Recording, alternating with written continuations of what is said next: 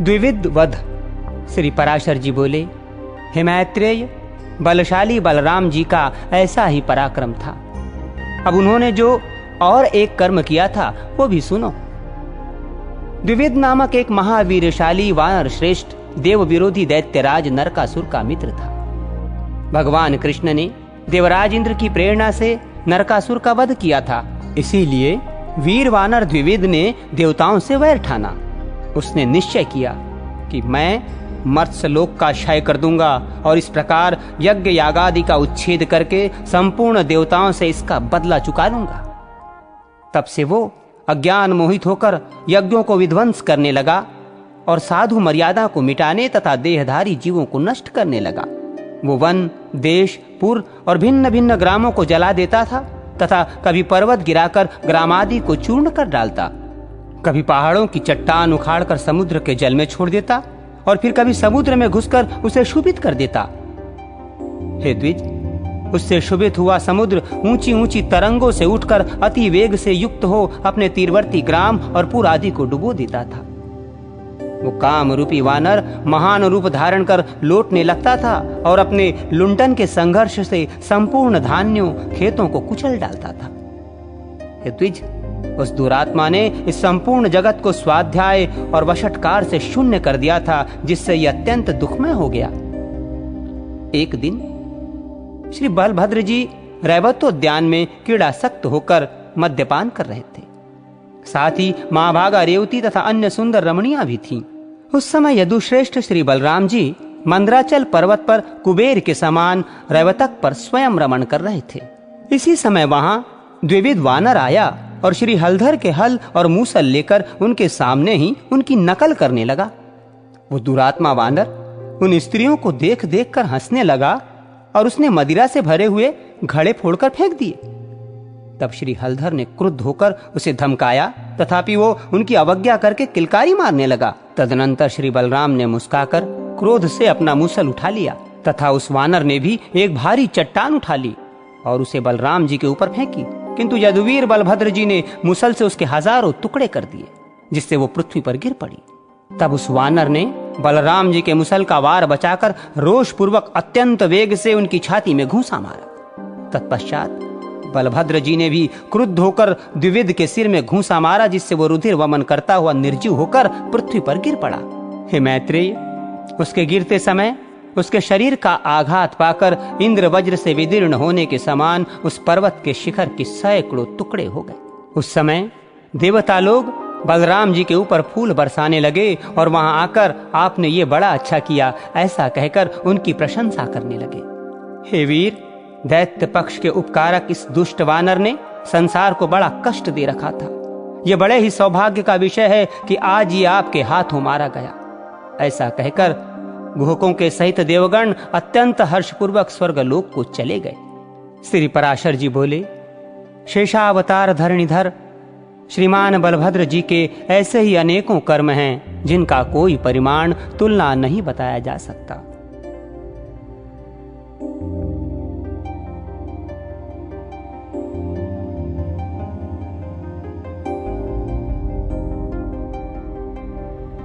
ऋषियों का शाप, यदुवंश विनाश तथा भगवान का स्वधाम सिधारना।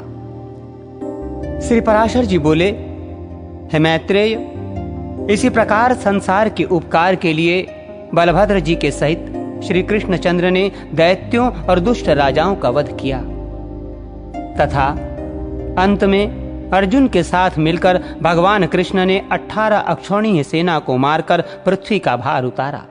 इस प्रकार संपूर्ण राजाओं को मारकर पृथ्वी का भार अवतरण किया और फिर ब्राह्मणों के शाप के मिश से अपने कुल का भी उपसंहार कर दिया। हे मुने, अंत में द्वारिकापुरी छोड़कर तथा अपने मानव शरीर को त्याग कर श्री कृष्णचंद्र ने अपने अंश बलराम प्रद्युम्नादि के सहित अपने विष्णुमय धाम में प्रवेश किया। श्री मैत्रेय जी बोले, हे मुने, श्री जनार्दन ने विप्रशाप के मिश से किस प्रकार अपने कुल का नाश किया और अपने मानव देह को किस प्रकार छोड़ा। श्री पराशर जी बोले, एक बार कुछ यदु कुमारों ने महातीर्थ पिंडारक क्षेत्र में विश्वामित्र, कण्व और नारद आदि महामुनियों को देखा। तब यौवन से उन्मत्त हुए उन बालकों ने होनहार की प्रेरणा से जाम्बवती के पुत्र सांब का स्त्री वेश बनाकर उन मुनीश्वरों को प्रणाम करने के अनंतर अति नम्रता से पूछा, इस स्त्री को पुत्र की इच्छा है, हे मुनिजन कहिए ये क्या जनेगी? श्री पराशर जी बोले, यदु कुमारों के इस प्रकार धोखा देने पर उन दिव्य ज्ञान संपन्न मुनिजनों ने कुपित होकर कहा, ये एक लोकोत्तर मुसल जनेगी जो समस्त यादवों के नाश का कारण होगा और जिससे यादवों का संपूर्ण कुल संसार में निर्मूल हो जाएगा। मुनिगण के इस प्रकार कहने पर उन कुमारों ने संपूर्ण वृत्तांत ज्यों का त्यों राजा उग्रसेन से कह दिया तथा सांब के पेट से एक मुसल उत्पन्न हुआ। उग्रसेन ने उस लोहमय मुसल का चूर्ण करा डाला और उसे उन बालकों ने ले जाकर समुद्र में फेंक दिया। उससे वहां बहुत से सरकंडे उत्पन्न हो गए। यादवों द्वारा चूर्ण किए गए इस मुसल के लोहे का जो भाले की नोक के समान एक खंड चूर्ण करने से बचा, उसे भी समुद्र में ही फेंकवा दिया। उसे एक मछली निकल गई। उस मछली को मछुआरों ने पकड़ लिया तथा चीरने पर उसके पेट से निकले हुए उस मुसल खंड को जरा नाम के व्याध ने ले लिया। भगवान मधुसूदन इन समस्त बातों को यथावत जानते थे, तथापि उन्होंने विधाता की इच्छा को अन्यथा करना न चाहा। इसी समय देवताओं ने वायु को भेजा। उसने एकांत में श्री कृष्णचंद्र को प्रणाम करके कहा, भगवन मुझे देवताओं ने दूत बनाकर भेजा है। हे विभो, वसुगण, अश्विनी कुमार, रुद्र, आदित्य, मरुद्रुन और साध्यादि के सहित इंद्र ने आपको जो संदेश भेजा है वो सुनिए। हे भगवन, देवताओं की प्रेरणा से उनके ही साथ पृथ्वी का भार उतारने के लिए अवतीर्ण हुए आपको 100 वर्ष से अधिक बीत चुके हैं। अब आप दुराचारी दैत्यों को मार चुके और पृथ्वी का भार भी उतार चुके हैं। अतः हमारी प्रार्थना है कि अब देवगण सर्वदा स्वर्ग में ही आपसे सनाथ हों, अर्थात आप स्वर्ग पधारकर देवताओं को सनाथ करें। हे जगन्नाथ, आपको भूमंडल में पधारे हुए 100 वर्ष से अधिक हो गए। अब यदि आपको पसंद आवे तो स्वर्गलोक पधारिए। हे देव, देवगण का यह भी कथन है कि यदि आपको यहीं रहना अच्छा लगे तो रहें। सेवकों का तो यही धर्म है कि स्वामी को यथा समय कर्तव्य का निवेदन कर दें। श्री भगवान बोले, हे दूत, तुम जो कुछ कहते हो वो मैं सब जानता हूं, इसलिए अब मैंने यादवों के नाश का आरंभ कर दिया है। इन यादवों का संहार हुए बिना अभी तक पृथ्वी का भार हल्का नहीं हुआ है। अतः अब 7 रात्रि के भीतर इनका संहार करके पृथ्वी का भार उतारकर मैं शीघ्र ही जैसा तुम कहते हो वही करूंगा। जिस प्रकार ये द्वारका की भूमि मैंने समुद्र से मांगी थी, उसे उसी प्रकार उसे लौटाकर तथा यादवों का उपसंहार कर मैं स्वर्ग लोक में आऊंगा। अब देवराज इंद्र और देवताओं को यह समझना चाहिए कि संकर्षण के सहित मैं मनुष्य शरीर को छोड़कर स्वर्ग पहुंच ही चुका हूं। पृथ्वी के भारभूत जो जरासंध आदि अन्य राजागण मारे गए हैं, ये यदु कुमार भी उनसे कम नहीं हैं। अतः तुम देवताओं से जाकर कहो कि मैं पृथ्वी के इस महाभार को उतारकर ही देवलोक का पालन करने के लिए स्वर्ग में आऊंगा। श्री पराशर जी बोले, हे मैत्रेय, भगवान वासुदेव के इस प्रकार कहने पर देवदूत वायु उन्हें प्रणाम करके अपने दिव्य गति से देवराज के पास चले आए। भगवान ने देखा कि द्वारकापुरी में रात दिन नाश के सूचक दिव्य भौम और अंतरिक्ष संबंधी महान उत्पात हो रहे हैं। इन उत्पातों को देखकर भगवान ने यादवों से कहा, देखो ये कैसे घोर उपद्रव हो रहे हैं। चलो शीघ्र ही इनकी शांति के लिए प्रभास क्षेत्र को चलें। श्री पराशर जी बोले, कृष्णचंद्र के ऐसा कहने पर महाभागवत यादव श्रेष्ठ उद्धव ने श्री हरि को प्रणाम करके कहा, भगवन, मुझे ऐसा प्रतीत होता है कि अब आप इस कुल का नाश करेंगे, क्योंकि हे अच्युत, इस समय सब और इसके नाश के सूचक के कारण दिखाई दे रहे हैं। अतः मुझे आज्ञा दीजिए कि मैं क्या करूं। श्री भगवान बोले, हे उद्धव, अब तुम मेरी कृपा से प्राप्त हुई दिव्य गति से नर नारायण के निवास स्थान गंधमादन पर्वत पर जो पवित्र बद्रिकाश्रम क्षेत्र है वहां जाओ। पृथ्वी तल पर वही सबसे पावन स्थान है। वहां पर मुझसे चित्त लगाकर तुम मेरी कृपा से सिद्धि प्राप्त करोगे। अब मैं भी इस कुल का संहार करके स्वर्गलोक को चला जाऊंगा। मेरे छोड़ देने पर संपूर्ण द्वारका को समुद्र जल में डुबो देगा। मुझसे भय मानने के कारण केवल मेरे भवन को छोड़ देगा। अपने इस भवन में मैं भक्तों की हित कामना से सर्वदा निवास करता हूं। श्री पराशर जी बोले। भगवान के ऐसा कहने पर उद्धव जी उन्हें प्रणाम कर तुरंत ही उनके बतलाए हुए तपोवन श्री नर नारायण के स्थान को चले गए। हे द्विज, तदनंतर कृष्ण और बलराम आदि के सहित संपूर्ण यादव शीघ्रगामी रथों पर चढ़कर प्रभास क्षेत्र में आए। वहां पहुंचकर कुकुर, अंधक और वृष्णि आदि वंशों के समस्त यादवों ने कृष्णचंद्र की प्रेरणा से महापान और भोजन किया। पान करते समय उनमें परस्पर कुछ विवाद हो जाने से वहां कुआक के रूप ईंधन से युक्त प्रलयकारिणी कलहाग्नि धधक उठी। श्री मैत्रेय जी बोले, हे द्विज, अपना अपना भोजन करते हुए उन यादवों में किस कारण से कलह, वाक युद्ध अथवा संघर्ष हाथापाई हुआ, सो आप कहिए। श्री पराशर जी बोले, मेरा भोजन शुद्ध है, तेरा अच्छा नहीं है। इस प्रकार भोजन के अच्छे बुरे की चर्चा करते करते उनमें परस्पर विवाद और हाथापाई हो गई। जब वे दैवीय प्रेरणा से विवश होकर आपस में क्रोध से रक्त नेत्र हुए एक दूसरे पर शस्त्र प्रहार करने लगे और जब शस्त्र समाप्त हो गए तो पास ही में उगे हुए सरकंडे ले लिए। उनके हाथ में लगे हुए वे सरकंडे वज्र के समान प्रतीत होते थे। उन वज्र तुल्य सरकंडों से ही वे उस दारुण युद्ध में एक दूसरे पर प्रहार करने लगे। हे द्विज, प्रद्युम्न और सांब आदि कृष्ण पुत्रगण, कृतवर्मा, सात्विकी और अनिरुद्ध आदि तथा पृथु, विपृथु, चारुवर्मा, चारुक और अक्रूर आदि यादवगण एक दूसरे पर एर का रूपी वज्रों से प्रहार करने लगे। जब श्री हरि ने उन्हें आपस में लड़ने से रोका तो उन्होंने उन्हें अपने प्रतिपक्षी का सहायक होकर आए हुए समझा और उनकी बातों की अवहेलना कर एक दूसरे को मारने लगे। कृष्णचंद्र ने भी कुपित होकर उनका वध करने के लिए एक मुट्ठी सरकंडे उठा लिए। वे मुट्ठी भर सरकंडे लोहे के मुसल समान हो गए। उन मूसल रूप सरकंडों से कृष्णचंद्र संपूर्ण आतताई यादवों को मारने लगे तथा अन्य समस्त यादव भी वहां आ आकर एक दूसरे को मारने लगे। हे द्विज, तदनंतर भगवान कृष्णचंद्र का जैत्र नामक रथ घोड़ों से आकृष्ट हो दारुक के देखते देखते समुद्र के मध्य पथ से चला गया। इसके पश्चात भगवान के शंख, चक्र, गदा, श्रांग, धनुष, तरकश और खड्ग आदि आयुध श्री हरि की प्रदक्षिणा कर सूर्य मार्ग से चले गए। हे महामुने, एक क्षण में ही महात्मा कृष्णचंद्र और उनके सारथी दारुक को छोड़कर कोई यदुवंशी जीवित न बचा। उन दोनों ने वहां घूमते हुए देखा कि श्री बलराम जी एक वृक्ष के तले बैठे हैं और उनके मुख से एक बहुत बड़ा सर्प निकल रहा है। वो विशाल फणधारी सर्प उनके मुख से निकलकर सिद्ध और नागों से पूजित हुआ समुद्र की ओर चला गया। उसी समय समुद्र अर्ध लेकर उस महासर्प के सम्मुख उपस्थित हुआ और वो नाग श्रेष्ठों से पूजित हो समुद्र में घुस गया।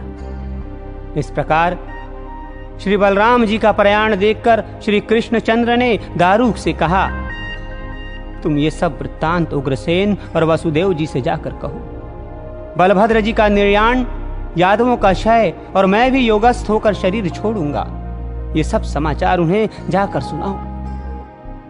संपूर्ण द्वारकावासी और आहुक उग्रसेन से कहना कि अभी संपूर्ण नगरी को समुद्र डुबो देगा, इसलिए आप सब लोग केवल अर्जुन के आगमन की प्रतीक्षा और करें तथा अर्जुन के यहाँ से लौटते ही फिर कोई भी व्यक्ति यहाँ द्वारका में ना रहे। जहाँ वे कुरुनंदन जाएं, वहीं सब लोग चले जाएं। कुंती पुत्र अर्जुन से तुम मेरी ओर से कहना कि अपनी सामर्थ्य अनुसार तुम मेरे परिवार के लोगों की रक्षा करना और तुम द्वारकावासी सभी लोगों को लेकर अर्जुन के साथ चले जाना। हमारे पीछे वज्र यदुवंश का राजा होगा। श्री पराशर जी बोले, भगवान कृष्णचंद्र के इस प्रकार कहने पर दारुक ने उन्हें बारंबार प्रणाम किया और उनकी अनेक परिक्रमाएं कर उनके कथनानुसार चला गया। उस महाबुद्धि ने द्वारिका में पहुंचकर संपूर्ण वृत्तांत सुना दिया और अर्जुन को वहां लाकर वज्र को राज्याभिषिक्त किया। इधर भगवान कृष्णचंद्र ने समस्त भूतों में व्याप्त वासुदेव स्वरूप परम ब्रह्म को अपने आत्मा में आरोपित कर उनका ध्यान किया तथा हे महाभाग, वे पुरुषोत्तम लीला से ही अपने चित्त को निष्प्रपंच परमात्मा में लीन कर तुरीय पद में स्थित हुए। हे मुनिश्रेष्ठ, दुर्वासा जी ने कृष्णचंद्र के लिए जैसा कहा था उस द्विज वाक्य का मान रखने के लिए वे अपनी जानुओं पर चरण रखकर योग युक्त होकर बैठे। इसी समय जिसने मूसल के बचे हुए तोमर बाण में लगे हुए लोहे के टुकड़े के आकार वाले लोह खंड को अपने बाण की नोक पर लगा लिया था, वो जरा नामक व्याध वहां आया।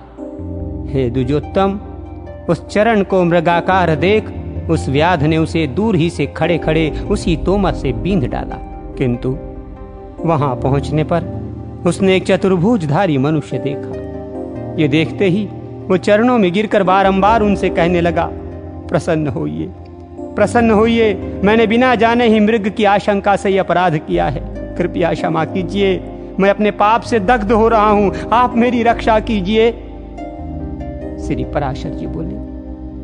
तब भगवान ने उससे कहा, लुब्धक, तू तनिक भी न डर, मेरी कृपा से तू अभी देवताओं के स्थान स्वर्गलोक को चला जा। इस भगवत वाक्यों के समाप्त होते ही वहां एक विमान आया, उस पर चढ़कर वो व्याध भगवान की कृपा से उसी समय स्वर्ग को चला गया। उसके चले जाने पर भगवान कृष्णचंद्र ने अपने आत्मा को अव्यय, अंचित, वासुदेव स्वरूप, अमल, अजन्मा, अमर, अप्रमेय, अखिलात्मा और ब्रह्म स्वरूप श्री विष्णु भगवान में लीन कर त्रिगुणात्मक गति को पार करके इस मनुष्य शरीर को छोड़ दिया।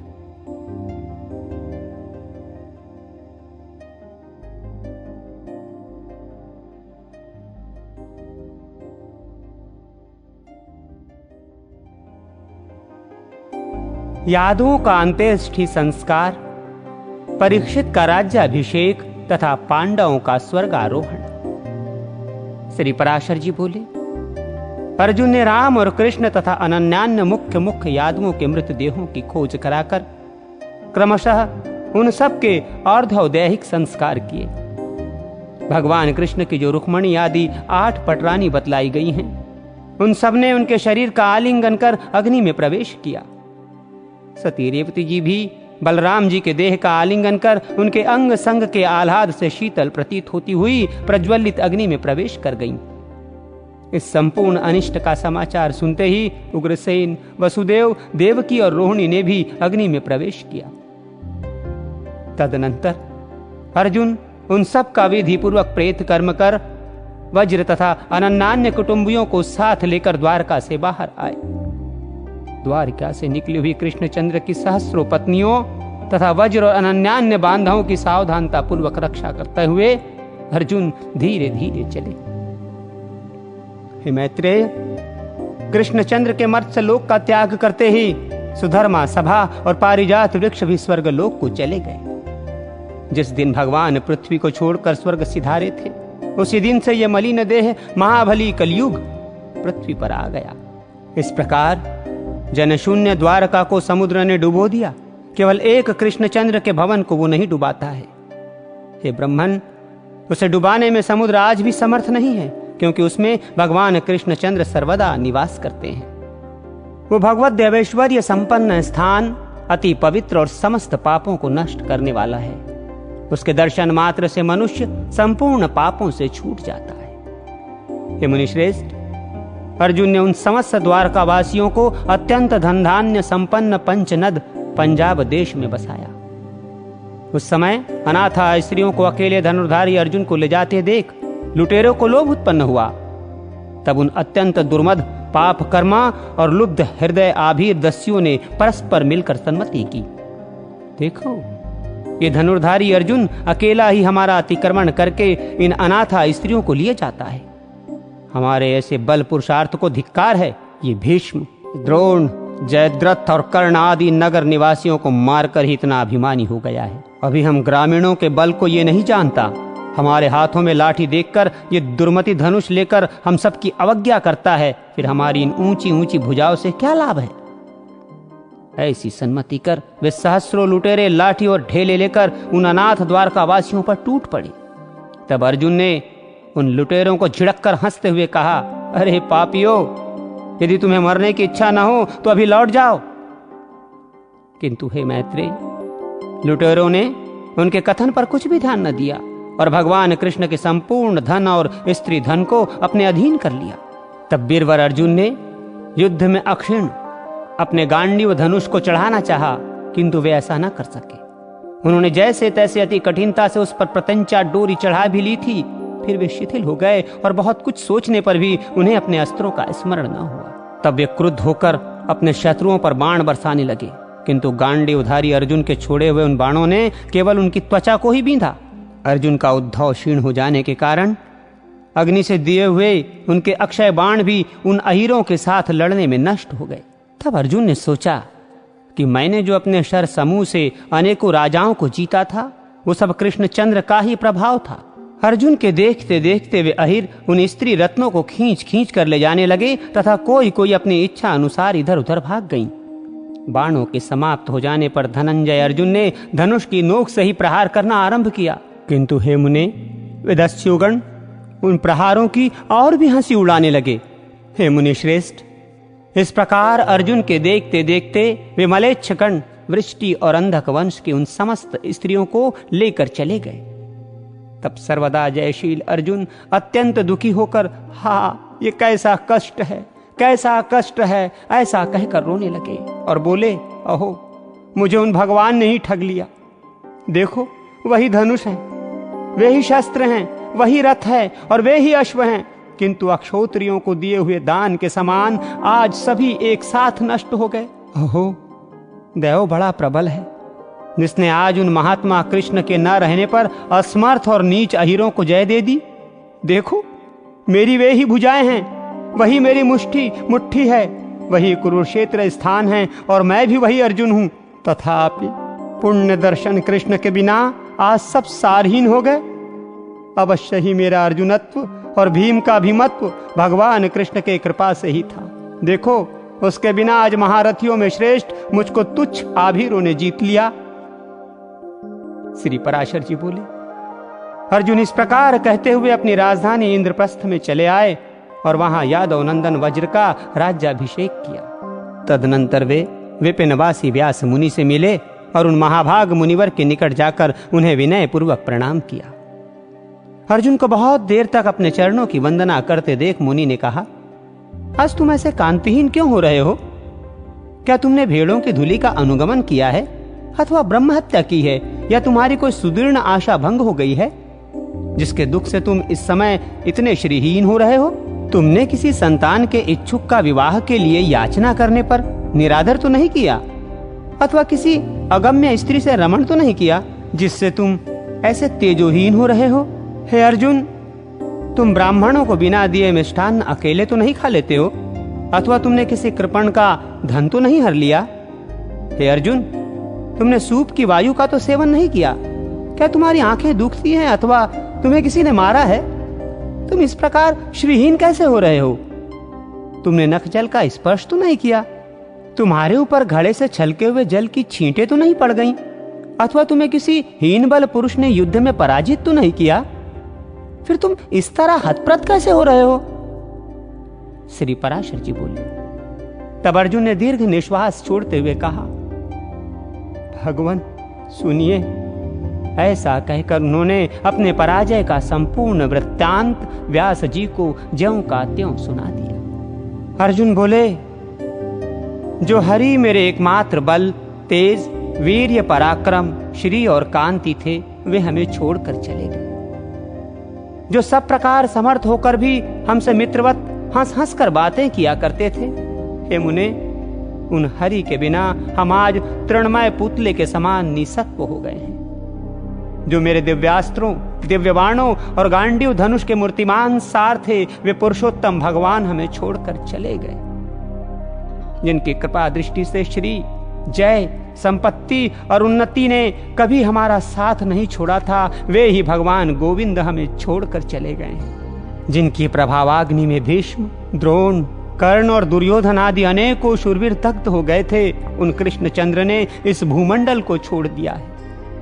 हे तात, उन चक्रपाणी कृष्णचंद्र के विरह में एक मैं ही क्या, संपूर्ण पृथ्वी ही यौवन, श्री और कांति से हीन प्रतीत होती है। जिनके प्रभाव से अग्नि रूप मुझ में भीष्म आदि महारथीगण पतंगवश भस्म हो गए थे, आज उन्हीं कृष्ण के बिना मुझे गोपों ने हरा दिया। जिनके प्रभाव से ये गांडीव धनुष तीनों लोकों में विख्यात हुआ था, उन्हीं के बिना आज ये अहीरों की लाठियों से तिरस्कृत हो गया। हे महामुने, भगवान की जो सहस्रों स्त्रियां मेरी देख रेख में आ रही थीं, उन्हें मेरे सब प्रकार के यत्न करते रहने पर भी दस्युगण अपनी लाठियों के बल से ले गए। हे कृष्ण द्वैपायन, लाठियां ही जिनके हथियार हैं, उन आभीरों ने आज मेरे बल को कुंठित कर मेरे द्वारा साथ लाए हुए संपूर्ण कृष्ण परिवार को हर लिया। ऐसी अवस्था में मेरा श्रीहीन होना कोई आश्चर्य की बात नहीं है। हे पितामह, आश्चर्य तो यह है कि नीच पुरुषों द्वारा अपमान पंख में सनकर भी मैं निर्लज अभी जीवित ही हूं। श्री व्यास जी बोले, हे पार्थ, तुम्हारी लज्जा व्यर्थ है, तुम्हें शोक करना उचित नहीं है। तुम संपूर्ण भूतों में काल की ऐसी ही गति जानो। हे पांडव, प्राणियों की उन्नति और अवनति का कारण काल ही है। अतः हे अर्जुन, इन जय पराजयों को काल के अधीन समझकर तुम स्थिरता धारण करो। नदियां, समुद्र, गिरिगण, संपूर्ण पृथ्वी, देव, मनुष्य, पशु, वृक्ष और सरीसृप आदि संपूर्ण पदार्थ काल के ही रचे हुए हैं और फिर काल ही में ये क्षीण हो जाते हैं। अतः इन सारे प्रपंच को कालात्मक जानकर शांत हो। हे धनंजय, तुमने कृष्णचंद्र का जैसा महात्मा बतलाया है वो सब सत्य ही है, क्योंकि कमल नयन भगवान कृष्ण साक्षात काल स्वरूप ही हैं। उन्होंने पृथ्वी का भार उतारने के लिए ही मर्त्य लोक में अवतार लिया था। एक समय पूर्व काल में पृथ्वी भाराक्रांत होकर देवताओं की सभा में गई थी। काल स्वरूपी श्री जनार्दन ने उसी के लिए अवतार लिया था। अब संपूर्ण दुष्ट राजा मारे जा चुके हैं, अतः वो कार्य संपन्न हो गया। हे पार्थ, वृष्णि और अंधक आदि संपूर्ण यदुकुल का भी उपसंहार हो गया। इसलिए उन प्रभु के लिए अब पृथ्वी तल पर और कुछ भी कर्तव्य नहीं रहा। अतः अपना कार्य समाप्त हो चुकने पर भगवान स्वेच्छा अनुसार चले गए। ये देव देव प्रभु सर्ग के आरंभ में सृष्टि रचना करते हैं, स्थिति के समय पालन करते हैं और अंत में ये ही उसका नाश करने में समर्थ है। जैसे इस समय वे राक्षस आदि का संहार करके चले गए हैं। अतः हे पार्थ, तुझे अपनी पराजय से दुखी न होना चाहिए, क्योंकि अभ्युदय काल उपस्थित होने पर ही पुरुषों से ऐसे कर्म बनते हैं जिनसे उनकी स्तुति होती है। हे अर्जुन, जिस समय तुम अकेले ने ही युद्ध में भीष्म, द्रोण और कर्ण आदि को मार डाला था, वो क्या उन वीरों का काल क्रम से प्राप्त हिनबल पुरुष से पराभव नहीं था? जिस प्रकार भगवान विष्णु के प्रभाव से तुमने उन सबों को नीचा दिखलाया था, उसी प्रकार तुझे दस्युओं से दबना पड़ा है। वे जगतपति देवेश्वर ही शरीरों में प्रविष्ट होकर जगत की स्थिति करते हैं और वे ही अंत में समस्त जीवों का नाश करते हैं। हे कौन्तेय, जिस समय तेरा भाग्योदय हुआ था उस समय श्री जनार्दन तेरे सहायक थे, और जब उस सौभाग्य का अंत हो गया तो तेरे विपक्षियों पर श्री केशव की कृपा दृष्टि हुई है। तू गंगा आनंदन भीष्म पितामह के सहित संपूर्ण कौरवों को मार डालेगा, इस बात को कौन मान सकता था? और फिर यह भी किसे विश्वास होगा कि तू आभीरों से हार जाएगा? हे पार्थ, ये सब सर्वात्मा भगवान की लीला का ही कौतुक है कि तुझ अकेले ने कौरवों को नष्ट कर दिया और फिर स्वयं अहीरों से पराजित हो गया। हे अर्जुन, तू जो उन दस्युओं द्वारा हरण की गई स्त्रियों के लिए शोक करता है, सो मैं तुझे उसका यथावत रहस्य बतलाता हूं। एक बार पूर्व काल में विप्रवर अष्टावक्र जी सनातन ब्रह्म की स्तुति करते हुए अनेकों वर्ष तक जल में रहे। उसी समय दैत्यों पर विजय प्राप्त करने से देवताओं ने सुमेरु पर्वत पर एक महान उत्सव किया। उसमें सम्मिलित होने के लिए जाती हुई रंभा और तिलोत्तमा आदि सैकड़ों हजारों देवांगनाओं ने मार्ग में उन मुनिवरों को देखकर उनकी अत्यंत स्तुति और प्रशंसा की। वे देवांगनाएं उन जटाधारी मुनिवर को काठ पर्यंत जल में डूबे देखकर विनय पूर्वक स्तुति करती हुई प्रणाम करने लगी। हे कौरव श्रेष्ठ, जिस प्रकार वे श्रेष्ठ अष्टावक्र जी प्रसन्न हो, उसी प्रकार वे अप्सराएं उनकी स्तुति करने लगी। अष्टावक्र जी बोले, हे महाभागाओ, मैं तुमसे प्रसन्न हूं, तुम्हारी जो इच्छा हो मुझसे वही वर मांग लो, मैं अति दुर्लभ होने पर भी तुम्हारी इच्छा पूर्ण करूंगा। तब रंभा और तिलोत्तमा आदि वैदी की वेद प्रसिद्ध अप्सराओं ने उनसे कहा, हे द्विज, आपके प्रसन्न हो जाने पर हमें क्या नहीं मिल गया।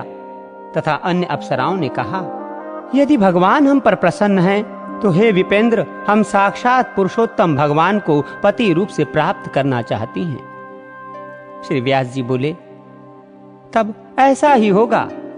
ये कहकर मुनिवर अष्टावक्र जल से बाहर आए। उनके बाहर आते समय अप्सराओं ने 8 स्थानों में टेढ़े उनके कुरूप देह को देखा। उसे देखकर जिन अप्सराओं की हंसी छिपाने पर भी प्रकट हो गई, हे कुरुनंदन, उन्हें मुनिवर ने क्रुद्ध होकर यह शाप दिया, मुझे कुरूप देखकर तुमने हंसते हुए मेरा अपमान किया है, इसलिए मैं तुम्हें यह शाप देता हूं कि मेरी कृपा से ही पुरुषोत्तम को पति रूप से पाकर भी तुम मेरे शाप के वशीभूत होकर लुटेरों के हाथ में पड़ोगी। श्री व्यास जी बोले, मुनि का ये वाक्य सुनकर उन अप्सराओं ने उन्हें फिर प्रसन्न किया। तब मुनिवर ने उनसे कहा, उसके पश्चात तुम फिर स्वर्गलोक में चली जाओगी। इस प्रकार मुनिवर अष्टावक्र के शाप से ही वे देवांगनाएं श्री कृष्णचंद्र को पति पाकर भी फिर दस्युओं के हाथ में पड़ी हैं। हे पांडव, तुझे इस विषय में तनिक भी शोक न करना चाहिए, क्योंकि उन अखिलेश्वर ने ही संपूर्ण यदुकुल का उपसंहार किया है तथा तुम लोगों का अंत भी अब निकट ही है। इसलिए उन सर्वेश्वर ने तुम्हारे बल, तेज, वीर्य और महात्मा का संकोच कर दिया है। जो उत्पन्न हुआ है उसकी मृत्यु निश्चित है, उन्नत का पतन अवश्यंभावी है। संयोग का अंत वियोग ही है तथा संचय एकत्र करने के अनंतर क्षय व्यय होना सर्वथा निश्चित ही है। ऐसा जानकर जो बुद्धिमान पुरुष लाभ या हानि में हर्ष अथवा शोक नहीं करते, उन्हीं की चेष्टाओं का अवलंबन कर अन्य मनुष्य भी अपना वैसा आचरण बनाते हैं। इसलिए हे नरश्रेष्ठ, तुम ऐसा जानकर अपने भाइयों सहित संपूर्ण राज्य को छोड़कर तपस्या के लिए वन को जाओ। अब तुम जाओ तथा धर्मराज युधिष्ठिर से मेरी ये सारी बातें कहो और जिस तरह परसों भाइयों सहित वन को चले जा सको वैसा यत्न करो। मुनिवर व्यास जी के ऐसा कहने पर अर्जुन ने इंद्रप्रस्थ में आकर प्रथा पुत्र युधिष्ठिर और भीमसेन तथा यमजो, नकुल और सहदेव से उन्होंने जो कुछ जैसा जैसा देखा और सुना था सब ज्यों का त्यों सुना दिया। उन सब पांडु पुत्रों ने अर्जुन के मुख से व्यास जी का संदेश सुनकर राज्य पद पर परीक्षित को अभिषिक्त किया और स्वयं वन को चले गए। मैत्रेय, भगवान वासुदेव ने यदुवंश में जन्म लेकर जो जो लीलाएं की थी वो सब मैंने विस्तार पूर्वक तुम्हें सुना दी। जो पुरुष भगवान कृष्ण के इस चरित्र को सर्वदा सुनता है वो संपूर्ण पापों से मुक्त होकर अंत में विष्णु लोक को जाता है।